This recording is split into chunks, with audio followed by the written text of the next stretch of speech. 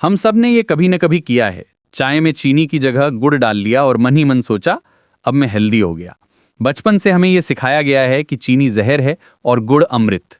लेकिन सवाल ये है कि क्या साइंस भी यही मानता है या फिर ये सिर्फ एक सफ़ेद झूठ है जिसे हम सालों से सच मानते आ रहे हैं। आज हम इसी भ्रम की परतें खोलेंगे और जानेंगे कि गुड़ सच में कितना हेल्दी है। सबसे पहले केमिस्ट्री समझते हैं। चीनी और गुड़ दोनों की माता पिता एक ही हैं, गन्ना। दोनों गन्ने के रस से बनते हैं, अंतर सिर्फ प्रोसेसिंग का है। चीनी को इतना ज़्यादा रिफाइन किया जाता है कि उसमें से मोलासिस और बाकी सभी प्राकृतिक तत्व निकाल दिए जाते हैं। आखिर में बचता है लगभग शुद्ध सुक्रोज, यानी सिर्फ कैलोरी, कोई पोषण नहीं।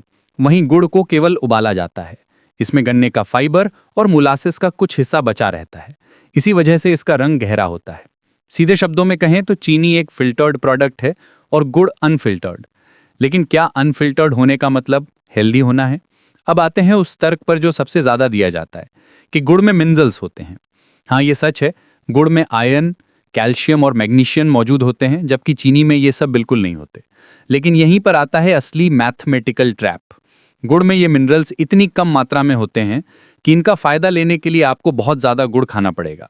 एक वयस्क इंसान को दिन में करीब 19 मिलीग्राम आयरन की ज़रूरत होती है। इतना आयरन सिर्फ गुड़ से पाने के लिए आपको लगभग 1 किलो गुड़ खाना पड़ेगा। अब सोचिए, अगर आप इतना गुड़ खाएंगे तो आयरन मिलने से पहले डायबिटीज और मोटापा जरूर मिल जाएगा। अगर गुड़ से ही आयरन पूरा हो जाता तो अस्पतालों में आयरन की गोलियां बिकती ही नहीं। अब आते हैं सबसे अहम सवाल पर, क्या शुगर के मरीज गुड़ खा सकते हैं? जवाब है बिल्कुल नहीं। इसका पैमाना है ग्लाइसीमिक इंडेक्स, यानी कोई चीज कितनी तेजी से खून में शुगर बढ़ाती है। टेबल शुगर का ग्लाइसीमिक इंडेक्स लगभग 60 से 65 होता है, जबकि गुड़ का ग्लाइसीमिक इंडेक्स अलग अलग प्रकार और प्रोसेसिंग के अनुसार 70 से 85 तक जा सकता है। मतलब कई मामलों में गुड़ चीनी से भी तेजी से ब्लड शुगर बढ़ाता है। आपका शरीर ही नहीं पहचानता है कि मीठा कहां से आया है।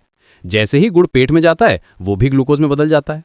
इसी वजह से 1 चम्मच गुड़ और 1 चम्मच चीनी दोनों का इंसुलिन पर असर व्यावहारिक रूप से लगभग एक जैसा ही होता है।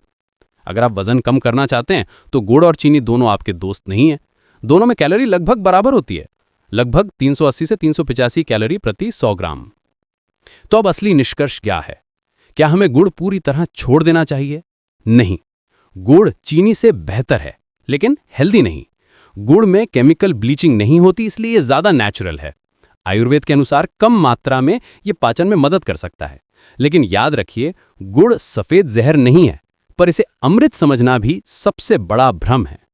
अगर आपको मीठा खाना ही है तो गुड़ चुनिए, लेकिन इसे दवाई की तरह बहुत सीमित मात्रा में ही लीजिए। अगर ये वीडियो आपकी आंखें खोलता है तो इसे जरूर शेयर कीजिए, ताकि अगली बार कोई गुड़ को सुपरफूड न समझे।